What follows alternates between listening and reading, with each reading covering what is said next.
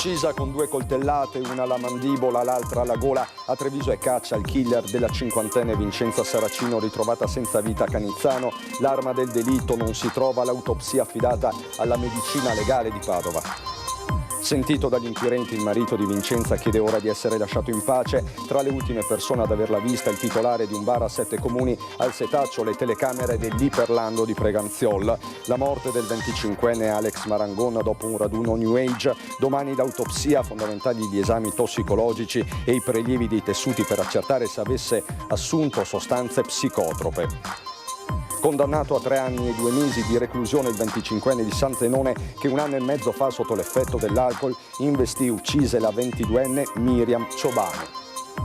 Foto e video del caporalato in Riva al Piave, nella denuncia della CGIL, vittime 57 immigrati indiani con uno di loro obbligato a rimanere sui campi nonostante fosse stato morso da un serpente. Danni da maltempo, riunita a Castelfranco la task force tra enti competenti per un'azione sinergica a contrasto delle alluvioni. A Roma oggi le premiazioni dei comuni Ricicloni 2024. Il Veneto si classifica primo a livello regionale per comuni virtuosi, con Treviso indiscusso capoluogo Riciclone in Italia.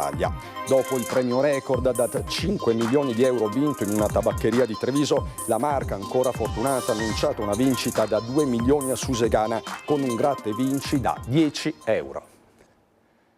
Bentrovati, buonasera telespettatrici, telespettatori di Antenna 3. In primo piano, inevitabilmente per questa edizione trevigiana dei nostri telegiornali, il delitto di Canizzano con la morte della cinquantenne Vincenza Saracino, ritrovata ieri sera cadavere in una ex officina appunto di Canizzano. Si indaga senza sosta, ci sono i primi sospetti. Tra l'altro nei prossimi giorni sul corpo della donna ci sarà un'autopsia, ovviamente, però per il momento da una prima ispezione emergono dei dettagli, 2 i fendenti, uno in particolare quello letale al collo. Facciamo il punto.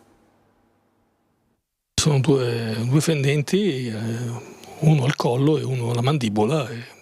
Presumo che quello letale sia il collo, ma questo l'autopsia sarà più precisa. Con ogni probabilità è morta dissanguata Vincenza Saracino, la cinquantenne trevigiana originaria di Molfetta, trovata morta in un'ex officina di via Malveste a Canizzano tra le immondizie e il degrado. La scomparsa della donna risale a martedì pomeriggio, il ritrovamento del cadavere dopo circa 24 ore di angoscia e di ricerche ininterrotte. Nei prossimi giorni ci sarà l'autopsia che sarà affidata all'Istituto di Medicina Legale di Padova, ci darà notizie più dettagliate sulle cause della morte e sull'orario della morte. Sul corpo da una prima ispezione non vi sarebbero segni di difesa. Vincenza è stata trovata con gli indumenti addosso, gli stessi che aveva al momento della scomparsa, accanto la borsetta con i suoi effetti personali, compreso il cellulare. Non sembra una rapina, ma insomma non è presto per fare delle ipotesi precise sul movente quando non si ha neanche un'idea precisa di chi possa essere stato. Ecco. Infatti il fascicolo per omicidio volontario aperto dalla procura trevigiana è a carico di ignoti, anche se non mancherebbero dei sospetti e dei primi sospettati per un fatto così cruento. A fine giornata le indagini sono ancora serratissime, con decine di telecamere al setaccio. Vincenza era partita dal sexy shop di Preganziola gestito dal marito verso le 17 per raggiungere in sella la sua bici elettrica, il vicino Iperlando per la spesa. Da lì il rientro verso Canizzano con una sosta al bar La Perla di 7 comuni dove ha acquistato delle sigarette. Sono circa le 6 di sera, poi il nulla con il marito Fabio Stefanato che lancia l'allarme. Le ricerche notte e giorno, infine l'epilogo. Il corpo della donna si trova a poche centinaia di metri in linea d'aria dall'abitazione, fuori dalla traiettoria solitamente usata per incasare. Come mai questa deviazione? Vincenza è stata per caso trascinata in questa ex officina? Era già ferita? Interrogativi aperti. Di certo il suo corpo è stato localizzato dopo che un carabiniere ha visto spuntare dalla boscaglia il cavalletto della bici. Militari che sono ritornati sulla scena del crimine alla ricerca di ulteriori elementi. All'appello manca la stessa arma del delitto, un coltello o forse un cacciavite. Intanto gli inquirenti stanno scandagliando la vita privata di Vincenza, si cerca un movente, dal regolamento di conti alla pista passionale, le persone a lei più vicine sono già state sentite. Sicuramente il marito, che è quello che ha avvisato della scomparsa, ecco. Gli altri, come prassi, vengono tutti sentiti. Diciamo che passerete ai raggi X, evidentemente. Sì, certamente ci sarà, ovviamente, come è tipico di questi casi, si partirà dalla vita della vittima e dalla rete di relazioni sociali, ecco, questo. Inevitabilmente. È una prassi in questi casi. Marito di Vincenza che chiede di essere lasciato in pace, mentre da Preganziola a Canizzano tutti parlano di una donna solare e generosa. Tra le ultime persone ad aver visto Vincenza per tutti Enza c'è Vittorio De Piccoli, titolare del bar La Perla, che si trova a 7 comuni. Qui non ce l'ho vita io lì, in quella posizione là. Quindi ha preso le sigarette, il caffè, che cosa? No, sigarette solo ho preso. Le Marlboro Light. Vittorio De Piccoli, titolare del bar Trattoria La Perla, è una delle ultime persone ad aver visto Vincenza Saracino ancora viva. Sono le 6:15 circa di martedì sera. In questo locale in via Bacchina, 7 comuni, la donna si fermava praticamente tutti i giorni, prima o dopo il lavoro, sempre in sella alla sua bici. Aveva paura delle auto, Vincenza, per tutti Enza, per questo preferiva la bicicletta, diventata con il tempo elettrica.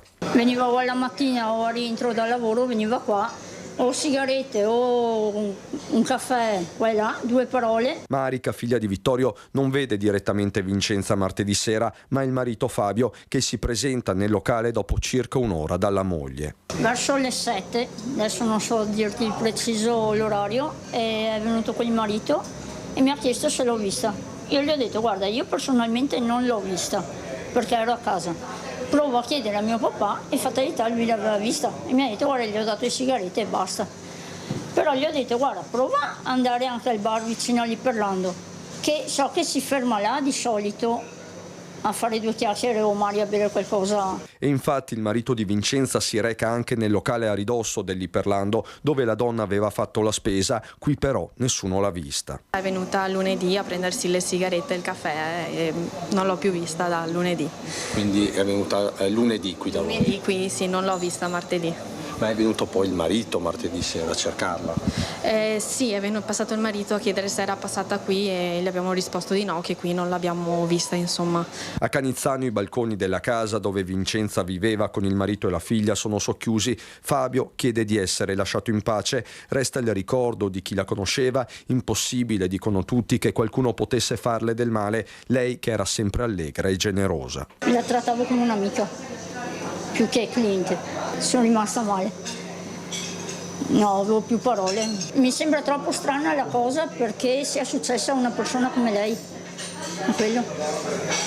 Vincenza di cosa parlava solitamente? Ma parlavamo un po' di tutto, magari vacanze, dove vuole andare, cosa vuole fare, magari al lavoro, com'era, se si lavorava o meno, un po' di tutto. Ci dispiace molto per quello che è successo e non ho altre parole purtroppo ora. Che persona era? Ce la puoi descrivere? Una persona solare, tranquilla, spensierata, non aveva pensieri, era semplice. Al setaccio ci sono quindi le telecamere di tutta la zona tra Preganziol e Canizzano. In particolare potranno rivelarsi utili quelle dell'Iperlando, del supermercato Iperlando, dove i carabinieri sono tornati anche nelle scorse ore. C'è solo un grande stupore, un grande dolore, una cosa che ti lascia assolutamente disorientato. Non penso avesse nemici, ecco, questo così da dire, assolutamente. Non credo avesse cattiveria dentro di sé. C'è soprattutto sconcerto tra chi conosceva anche solo di vista Vincenza Saracino, la donna uccisa e trovata morta a Canizzano, un volto noto per quanto discreto il suo. All'Iperlando di Preganziol i carabinieri sono tornati anche nelle scorse ore, si stanno visionando i filmati del circuito interno ed esterno. Abbiamo a disposizione tutte le telecamere del supermercato per cercare di dare una mano più possibile. Quante telecamere ci sono tra dentro e fuori? Circa una 70. Una settantina di telecamere? Sì, più all'interno che all'esterno ovviamente, però il perimetro è coperto e tutto l'interno del supermercato. Non si può escludere a questo punto che la donna possa aver incontrato il suo aguzzino mentre faceva la spesa o che sia stata seguita una volta all'esterno del supermercato. Speriamo sia una cosa che si risolva e anche per la signora ovviamente di avere la verità su questa cosa qui. Tra Preganziolo e Canizzano intanto serpeggia inquietudine. Sempre stata una zona tranquilla, ieri è successo quel fattaccio e spero rimanga isolato. Non ho mai saputo di niente in queste zone, anzi sono sempre stato tranquillo, sempre faccio passeggiate tranquillamente. Continuerò a farle, però all'occhio. Uno ci pensa 2 volte, insomma, ecco, a muoversi anche da solo in pieno pomeriggio, perché non parliamo di sera tardi, buio, cioè 6-7 di sera, insomma d'estate ancora il sole alto, ecco. Però in generale secondo me ci vogliono più controlli, ci sono pochi controlli, sono sincero. Io vedo nel mio piccolo ci sono pochissimi controlli. Veniamo adesso a un altro caso, quello di Alex Marangon. Domani nel primo pomeriggio l'autopsia sul corpo del 25enne di Marcon, che come sapete è stato ritrovato morto martedì sul greto del Piave a Ciano del Montello. Importanti a questo punto gli esami tossicologici e i prelievi dai tessuti. Si tratta di capire se il giovane avesse assunto o meno delle sostanze psicotrope. Rituali sciamanici, assunzioni di tisane a base di piante come l'ayahuasca con effetti psicotropi illegali in Italia, ma anche altri riti come il cambò, l'immissione nel corpo di una sostanza allucinogena prelevata da una rana amazzonica. 1-2 giorni nell'abbazia di Vidor che avrebbe previsto la presenza di un santone direttamente dal Sud America e poi il via alla cerimonia per purificare corpo e mente ascoltando la musica New Age con una frequenza di 432 Hz. Ma qualcosa è andato storto. Alex intorno alle 3 del mattino ha gridato, poi è uscito dalla stanza correndo, forse sotto l'effetto di queste sostanze. Dove sia andato, cosa sia successo sarà difficile da ricostruire, ma i genitori non si danno pace. Qualcuno lo ha accompagnato fuori, qualcuno può aver visto. Quindi noi confidiamo che qualcuno che era qua sappia qualcosa, che dica qualcosa, che anche in incognito, senza fare nome, in modo che capiamo cosa è successo, capiamo dove può essere andato, insomma. Lo aveva chiesto con le lacrime la mamma, che lo ha ripetuto l'altra sera alla trasmissione Chi l'ha visto. Sarà l'autopsia che dovrà chiarire le cause della morte, se il 25enne sia annegato o sia finito nel Piave già privo di vita. In procura ha aperto il fascicolo per morte come conseguenza di altro reato. È morto come conseguenza di altro reato, ma questa è un'ipotesi che viene fatta per poter fare un'autopsia, per poter aprire un fascicolo, anche in assenza di evidenze specifiche. Poi all'esito dell'autopsia si dirà se effettivamente la morte è stata la conseguenza di un altro reato, in particolare di assunzione di sostanze illecite. Se dovessero risultare queste sostanze nel registro degli indagati potrebbero finire gli organizzatori dell'evento e forse anche i proprietari dell'abbazia. Sul greto del Piave era stata trovata una tunica sulla quale la mamma di Alex avrebbe trovato 2 capelli lunghi, ma sembra dagli accertamenti che non fosse appartenuta al figlio. Tante sono le domande a cui mancano delle risposte. Certo è che il 25enne non aveva ferite da difesa, ma alcune lesioni sul corpo. Ci sono dei segni di lesioni sul cadavere, ma il cadavere è stato trascinato nelle acque del Piave per vari chilometri, quindi questi sono compatibili con il trascinamento del corpo nel Piave. Ecco, poi l'autopsia ci dirà se qualcuna di queste lesioni è stata prodotta quando la vittima era ancora viva. E anche quel morso, forse di un animale selvatico. Alex è morto durante quella cerimonia, ma altri avrebbero potuto rischiare, vista la zona impervia e vicina al Piave. La cronaca giudiziaria: è stato condannato a 3 anni e 2 mesi di reclusione con rito abbreviato Alessandro Giovanardi, il 25enne di San Zenone di Lezzelini, che nella notte di Halloween di oltre 1 anno e mezzo fa, sotto l'effetto di alcol, investì e uccise la 22enne Miriam Ciobanu, che stava attraversando la strada, lo ricorderete, a Pieve del Grappa. Il giudice inoltre ha disposto la revoca della patente, così dunque in tribunale a Treviso. le speranze di fatto erano già ormai flebili. Oggi la triste conferma: è stato recuperato nel Sile il corpo di Giorgio Visentin, l'anziano scomparso domenica da casa nella zona di Lungosile Mattei a Treviso. Era il fondatore dell'omonima armeria in centro. È stato trovato nella prima mattinata nelle acque del fiume Sile, a Silea, il corpo senza vita di Giorgio Visentin, il pensionato 84enne ed ex titolare dell'omonima armeria trevigiana, scomparso da domenica scorsa. L'anziano era sparito dalla sua abitazione in zona San Zeno e subito era scattata una denuncia di scomparsa da parte della famiglia. Sulle sue tracce si erano messi i vigili del fuoco, la polizia e i volontari tutti della Protezione Civile di Treviso. Le ricerche però hanno avuto un tragico epilogo. A dare l'allarme in mattinata è stato un runner che percorreva di corsa la Restera al confine tra Treviso e Silea. Ha notato tra gli arbusti un cadavere e ha subito allertato i carabinieri, che sono risaliti all'identità dell'uomo scomparso da casa da 4 giorni. Non è ancora chiara la causa della tragedia. L'anziano potrebbe essere scivolato accidentalmente in acqua o essersi reso protagonista di un gesto estremo. Parliamo adesso di caporalato, un fenomeno che coinvolge anche la Marca trevigiana. C'è una precisa denuncia da parte della CGIL. Stiamo cercando di curarlo. Per fortuna non era una vipera velenosa, perché se fosse stata una vipera velenosa ci sarebbe rimasto secco. Morso da un serpente ma lasciato così, senza nessuna cura, anzi minacciato se avesse lasciato il campo dove lavorava. È forse l'aspetto più crudele di una vicenda di sfruttamento e caporalato avvenuta fino all'aprile scorso in diverse aziende agricole trevigiane. Protagonisti 57 indiani arrivati in Italia con il decreto flussi, chiamati da aziende fittizie tra Caserta e Napoli, con legami in India, dove ai malcapitati era stato promesso un futuro di lavoro regolare dietro pagamento anche di 10.000 euro.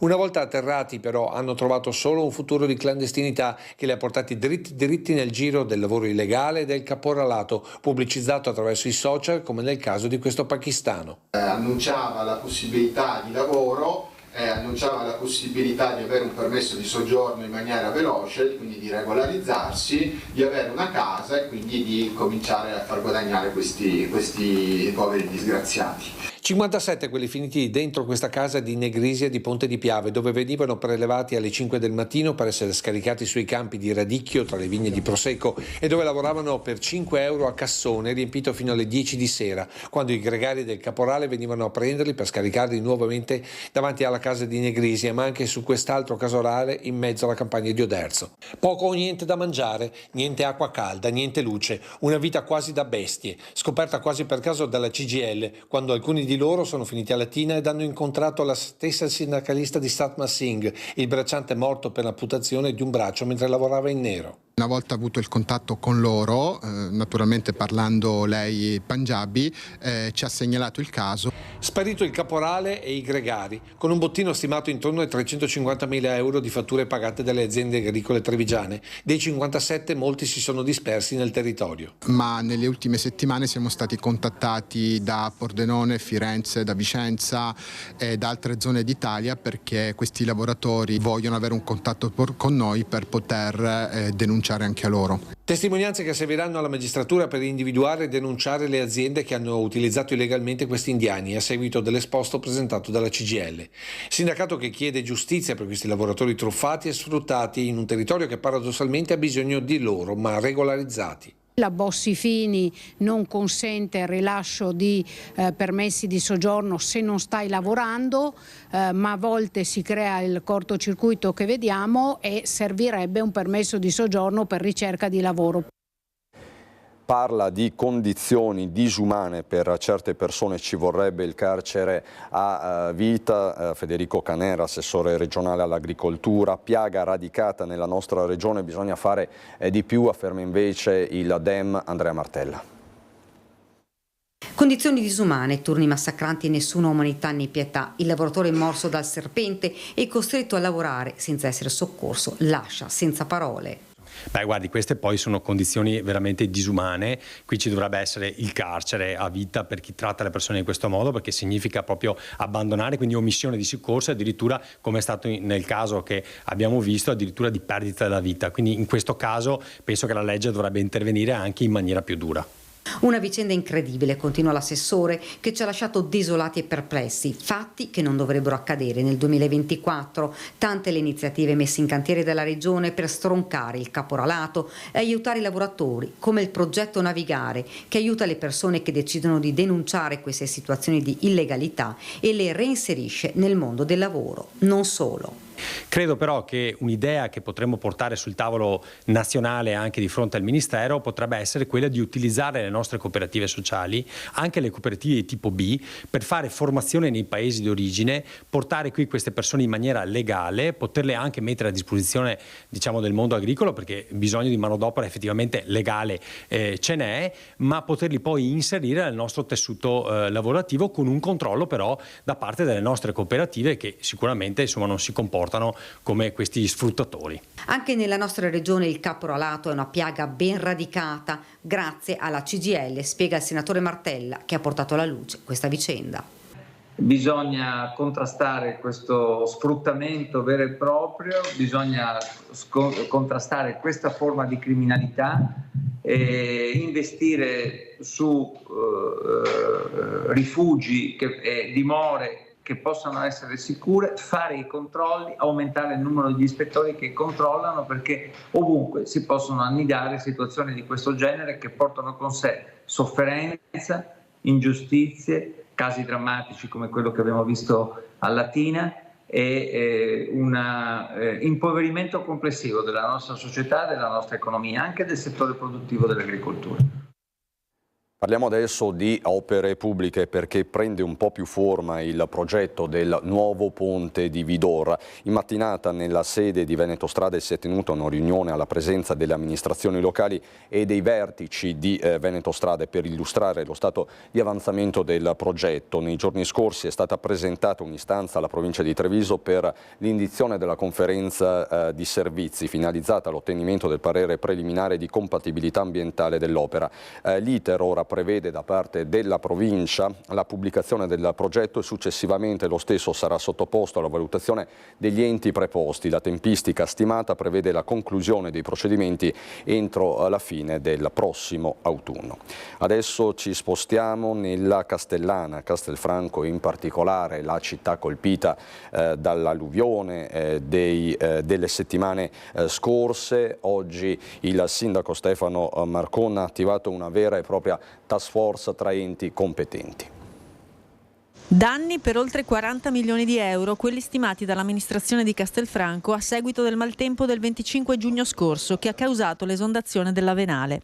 Il sindaco Stefano Marcon ha convocato una task force con Regione, Protezione Civile, Consorzi di Bonifica, Genio Civile e Settore Difesa del Suolo per cercare di capire come prevenire futuri disastri di questa portata, anche se viene ribadita l'eccezionalità dell'evento che ha colpito l'area castellana e che in futuro l'intelligenza artificiale potrebbe essere di grande aiuto.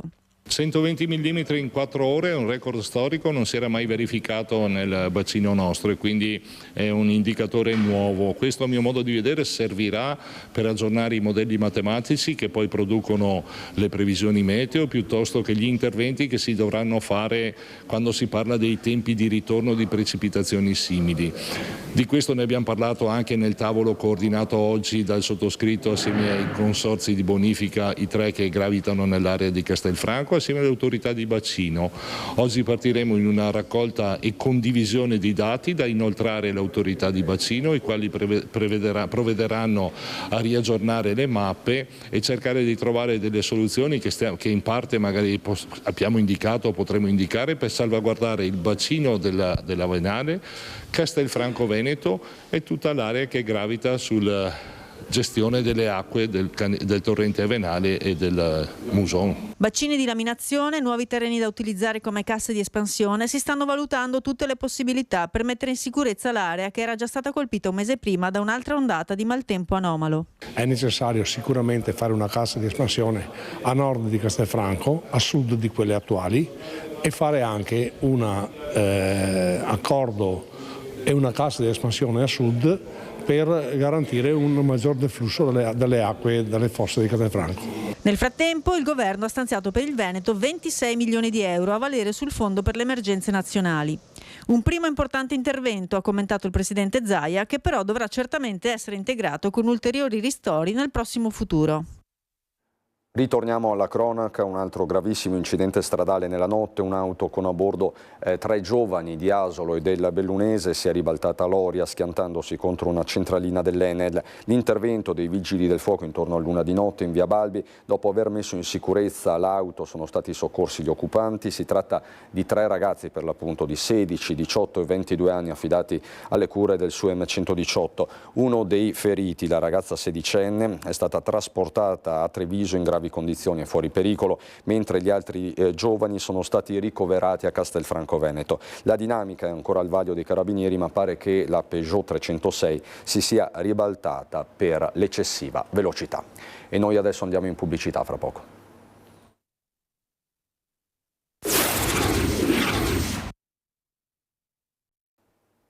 Di nuovo in diretta per andare a Roma, dove oggi ci sono state le premiazioni di un concorso molto noto, quello dei Comuni Ricicloni, nella fattispecie i Comuni Ricicloni 2024. Veneto e Treviso primeggiano. Comuni Ricicloni 2024, premiati da Legambiente. A Roma, primi sul podio i comuni del nord-est, risultati migliori a livello nazionale nella gestione dei rifiuti. Il Veneto si conferma primo in classifica in Italia per numero di comuni virtuosi, ben 173 su 560 con una percentuale del 30,9%. Treviso in testa tra i capoluoghi, record anche a Vedelago, seguito da Preganziola e Paese. Loria tra i centri sotto i 15.000 abitanti. A Treviso raccolta differenziata all'85% con una produzione di secco pari a 57,1 kg pro capite, dati che nessun altro è riuscito a raggiungere. Sul palco il sindaco Mario Conte che ringrazia così il consorzio Priula e Contarina. Piano piano l'asticella è sempre più alta e devo dire che il merito è della mia comunità e del consorzio Priula e di Contarina, che creano le condizioni per la comunità di poter svolgere il loro servizio e senso civico attraverso una raccolta rifiuti porta a porta che quest'anno compie 10 anni, quindi siamo arrivati tardi magari rispetto al resto della provincia, però è altrettanto vero che siamo partiti molto prima. L'unica cosa che dico, io arrivo dal Veneto, una regione che chiede a gran voce l'autonomia. Non temiate l'autonomia, credetemi, non temiate. Oggi parliamo di un'Italia a macchia di leopardo e l'autonomia non c'è. Autonomia significa assunzione di responsabilità e qui dentro siamo tutte persone molto responsabili. Dopo il colpo da 5 milioni di euro in una tabaccheria di via Montello, ancora una super vincita nella marca trevigiana con i gratta e vinci. A Susegano un giocatore ha vinto 2 milioni di euro con il biglietto il miliardario Mega del costo di 10 euro. Come nell'altro caso è caccia ovviamente al fortunato. A Treviso si tratta di un 60enne cliente abituale della tabaccheria dove è stato venduto il gratta e vinci che ha fruttato l'esorbitante premio. Quindi in pochi giorni la fortuna ha baciato la marca, 2 vincite, una da 5 milioni a Treviso, l'altra più recente di queste ore da 2 milioni di euro a Susegana. E c'è un importante traguardo di cui darvi conto, quello di Maria Capovilla, ospite da alcuni anni della casa di soggiorno prealpina di Cavaso del Tomba. Spegne oggi 101 candeline insieme ad amici e parenti, operatori e personale della struttura. Nata a Loria nel 1923, chi la conosce da sempre la descrive come una persona rispettosa, buona, sensibile e con un carattere riservato. Da giovane volontaria in parrocchia come catechista e nei gruppi dell'Azione Cattolica, da sempre dedita alla famiglia, si è presa cura dei genitori soprattutto nei momenti più difficili ed è ancora molto legata alle sue 3 sorelle e ai suoi 2 fratelli. Maria è un esempio di come si possa essere positivi e solari in tutti i giorni della nostra vita. Ne parla così Giuseppe Franceschetto, che è l'amministratore delegato della residenza per anziani che la ospita, per l'appunto la casa di soggiorno prealpina di Cavaso della Tomba. Quindi tanti auguri da parte di tutta Antenna 3 a Maria Capovilla. E noi adesso andiamo a Belluno.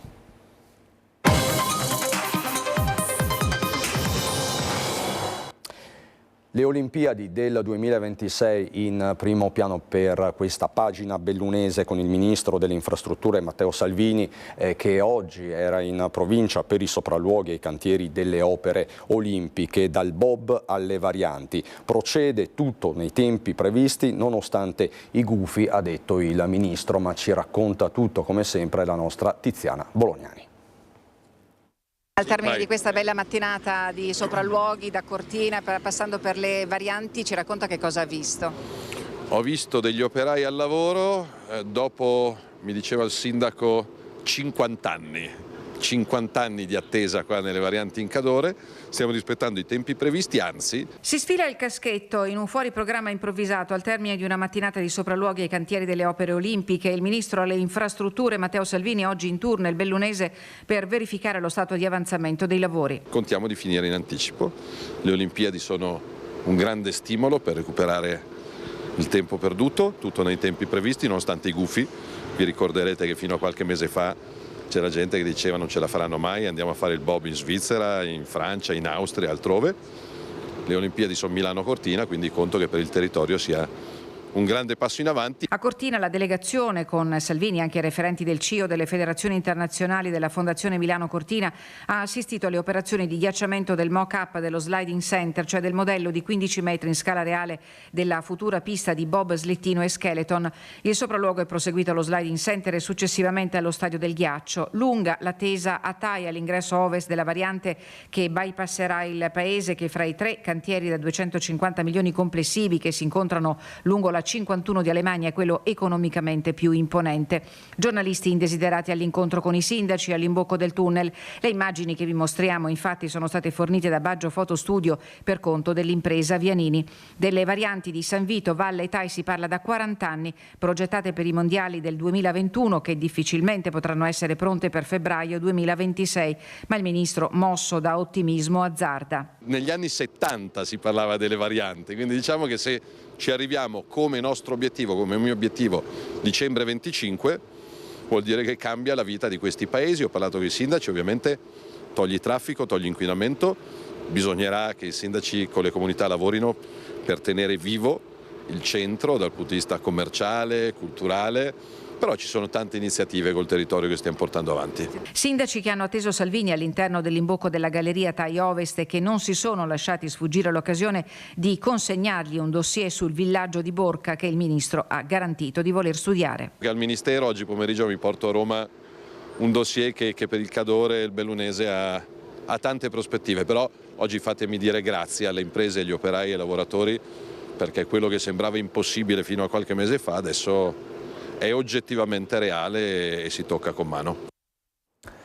Avanti tutta con le infrastrutture, le opere olimpiche sono il primo passo per recuperare un vuoto durato decenni, commentano gli industriali bellunesi in occasione della visita del ministro Salvini. Si sta correndo l'impressione positiva dei primi cittadini che erano presenti ai sopralluoghi.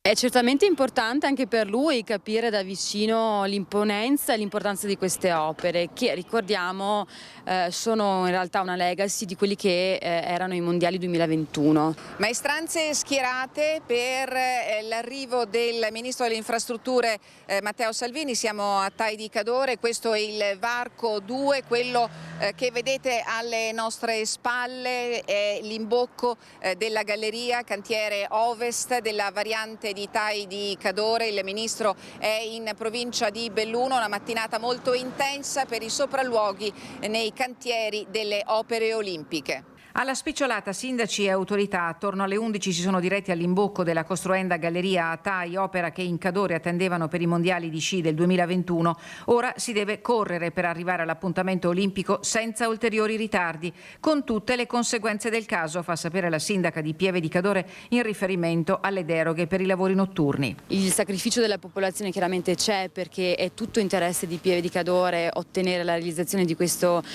variante, in modo anche da far respirare la nostra frazione che è TAI, però d'altro canto ecco, i disagi sono inevitabili, ma noi siamo sempre in contatto con ANAS e oggi avremo modo anche di ribadirlo al Ministro, la nostra posizione. Abbiamo fatto un'analisi delle attuali 3 varianti di TAI, Valle e San Vito, i cui tempi anche da quel punto di vista sono rispettati, sono interventi che hanno una diversa modalità di esecuzione e ora diciamo che si sta correndo nonostante il tempo non abbia aiutato le imprese, però le cose stanno procedendo bene. Quanto al resto delle arterie del Bellunese, Padrina ha ribadito al Ministro l'importanza della 203 a Gordina, che rimane priorità di intervento, come segnalato in un incontro a Roma al Ministero lo scorso gennaio. E poi ci sono le altre necessità del territorio, su tutte la strada di collegamento della Val di Zoldo e la Feltrina.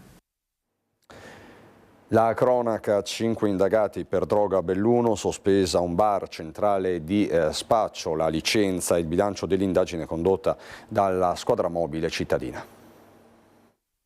Il bar Loreto, nella omonima via a poco meno di un centinaio di metri da Piazza dei Martiri, crocevia di consumo e spaccio di droga, hashish, marijuana e cocaina, cessione di dosi al dettaglio e consumazione al banco garantiti agli avventori, in alcuni casi anche minorenni. L'indagine della squadra mobile di Belluno andava avanti dalla scorsa estate, quando i poliziotti avevano avuto la certezza che il gestore del bar avrebbe spacciato droga favorendone l'uso. L'attività investigativa si è chiusa stamani con l'esecuzione di 2 misure cautelari emesse dal GIP del Tribunale di Belluno su richiesta della Procura nei confronti di un 27enne e di un 24enne, uno dei quali titolare e gestore del bar Loreto, che approfittando della sua professione di barman si sarebbe dedicato allo spaccio. Per entrambi il provvedimento dispone il divieto di dimora in provincia di Belluno. Fra i 10 e i 15 euro il prezzo di una dose di hashish, fra i 70 e i 100 quello per la cocaina. Un'attività florida a cui avrebbero collaborato altre 2 persone residenti in provincia di Treviso e frequentatori del bar, ritenuti responsabili a loro volta di spaccio al dettaglio di cocaina verso i clienti bellunesi. Uno di questi in particolare è stato arrestato in flagranza lo scorso 13 dicembre per la detenzione di 30 grammi di cocaina. Il secondo si spostava anche in provincia, avvalendosi nell'ultimo periodo anche di una terza persona per le consegne materiali della droga. Per tutti e 5 gli indagati sono state disposte perquisizioni domiciliari. Questa mattina il personale della Polizia Amministrativa ha eseguito l'ordinanza del questore che ha sospeso al bar la licenza per 30 giorni. Antonello Rocco Berton sarà il nuovo prefetto di Belluno. L'ha deciso il Consiglio dei Ministri su proposta del Ministro dell'Interno Matteo Piantedosi, che nella riunione di ieri ha deliberato le nomine e i movimenti dei prefetti. Mariano Savastano lascerà Palazzo dei Rettori per assumere medesimo incarico alla prefettura di Cuneo. Per Antonello Rocco Berton, 63 anni, originario di Rovigo, un ritorno a Belluno. È qui infatti che nel 1989 aveva assunto il primo incarico. Attualmente il neoprefetto di Belluno ricopre la carica di vicario alla prefettura di Treviso. Non ho ulteriori aggiornamenti da darvi, né dal bellunese né dalla Marca trevigiana. Quindi tutto anche per questa edizione. Subito dopo la sigla c'è il meteo. Buona serata.